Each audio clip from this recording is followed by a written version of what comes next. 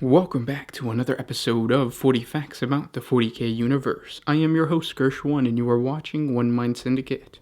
Today we continue talking about the Eldar as we get into the Howling Banshees.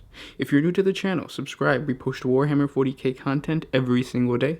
And if you have any questions, just comment down below or suggestions. But with that said, let's get into 40 facts on the Howling Banshees. The Howling Banshees are the all-female Eldar aspect warriors who specialize in highly mobile melee combat and represent the Eldar war god Cain's ability to instill fear in his foes. According to the tales of the Eldar mythology, the spectral creatures known as Banshees are the harbingers of grief and death. It is said that their cry heralds misfortune and the certainty of coming death, and calls forth dead spirits from the warp. Even worse from an Eldar point of view are those stories which claim that the Banshee's cry may even call the spirits of the dead out from the safety of their spirit stones, and thus lure them into the waiting embrace of she who thirsts, Slaanesh. What is known is that the release of an Eldar spirit into the warp is always accompanied by a terrible shriek, one which is felt by the soul rather than heard, and that Eldar spirits have been known to disperse unexpectedly into the immaterium during the transference between spirit stones or even from a spirit stone into a craftworld's infinity circuit. Legend says that the Howling Banshees aspect was first created when the Eldar crone goddess, Morai Heg, desired the knowledge contained within her own divine blood, and to this end sent her daughters, the Banshees, to hunt their father, the war god Cain, as he was the only being capable of harming another god. Seeking to end the torment caused by the Banshee's constant wailing, Cain decided to grant the goddess's wish and severed her hand, which allowed her to drink the knowledge contained within her own blood. In exchange for this help, Cain was granted the Howling Banshees aspect, and thus it came into being after the fall of the Eldar, when the first aspect warriors were raised on the craft worlds. As such, it is only fitting that the Howling Banshees are perhaps the most feared of all the aspect warriors, since their spiritual ancestors tortured even Cain. When the Phoenix Lord Ozurman raised the first aspect warriors, he selected the warrior Jain for her ferociousness and speed, whereupon she became the first of her race to lose herself upon the path of the warrior and become an exarch, and then she became the Howling Banshees Phoenix Lord. Of all the Phoenix Lords, Jain is the most devoted to her aspect shrines, traveling the webway to spread and nurture her aspect's teachings on every craftworld within reach. In the 41st millennium, in the campaign that became known as the Pyre of Kiliak's Bane, Imperial Xenologists began to plunder buried Eldar artifacts on the maiden world of Kiliak, bringing about a devastating retaliation assault from the nearby craftworlds of Baltan and Ulthway.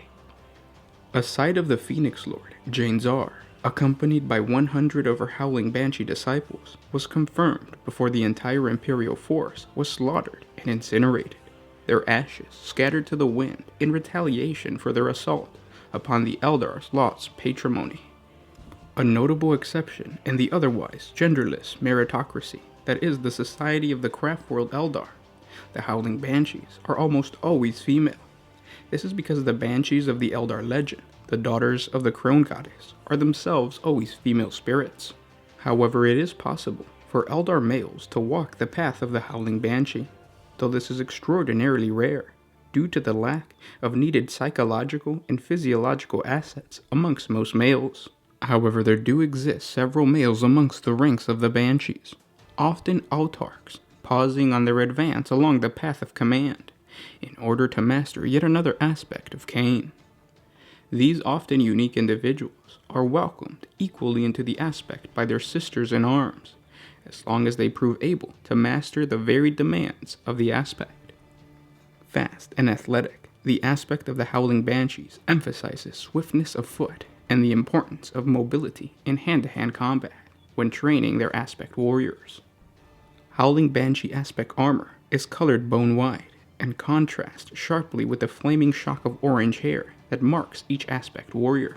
Howling Banshees wear armored helmets called Banshee masks that contain psychosonic amplifiers which magnify their battle cries into mind-destroying shockwaves. The forces unleashed by the Banshee mask can inflict severe damage to the central nervous system of a Banshee's foe, inspiring a feeling of mortal terror and causing momentary paralysis to take hold over the victim's body. A full squad of Banshees activating their mask in unison can cripple an enemy unit before a single blow is struck, leaving them paralyzed and helpless before their onslaught. Howling Banshees each utilize a shuriken pistol and an Eldar power sword in combat. This armament enables them to carve through even the toughest of enemy armor. Skillful use of their pistol can also eliminate vulnerable targets, while their blades bring down heavily armored foes such as a Space Marine. Exarchs of the Howling Banshees Aspect Shrine can wield a deadly pair of mirror swords or the dreaded Executioner. Howling Banshees operate in squads of 5 to 10 warriors, and these squads are sometimes led by Exarchs. While capable of extraordinarily rapid transit on foot, these squads may also make use of Wave Serpent transports to move to their destination even more rapidly. And those were 40 facts on the Howling Banshees. I hope you guys enjoyed this video. I really love the Howling Banshees as a unit, just appearance-wise for the Eldar. They look really badass. The contrast between the orange and the white makes them pop on the battlefield, and I like their poses. I just really like how they look. Whenever I think of the Howling Banshees, I think of the Dawn of War trailer that you probably already saw in this video, with the Howling Banshees screaming and they're running at the Space Marines. It's a cool look. It's like they're just ready for battle, and they're running at you, screaming their battle cries, striking fear in the enemy. They're a pretty cool unit, and I love the fact that every single Eldar unit is connected to the mythology of their ancestors. So the fact that these guys, or the aspect of the Howling Banshees, is connected to the story of the goddess and Cain. It's just really badass because it makes me think about the way that the Eldar formed their mythology based around the war in heaven. So if you don't know, the Eldar were created by the Old Ones.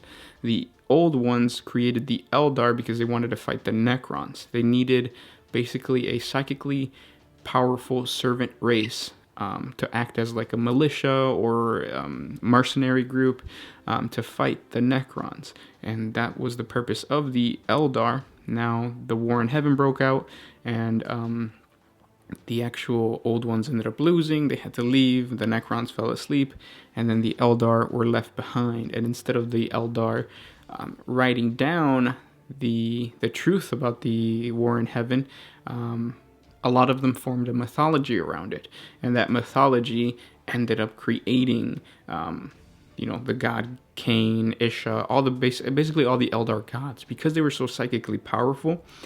All the stories that they made up about the war in heaven became true in the Immaterium, in the sense that the gods became real gods. It was the actual population that brought these gods into existence, even though their existence is based on the war in heaven and their interactions with the Old Ones. So whenever I hear a story like the Howling Banshees being created by this goddess who went to Cain because she wanted to bleed, it just makes me think of like what happened in the war in heaven for them to create this mythology. And it's just cool. I really like the whole idea of something real sparking mythology, which then sparks the creation of a god inside the warp.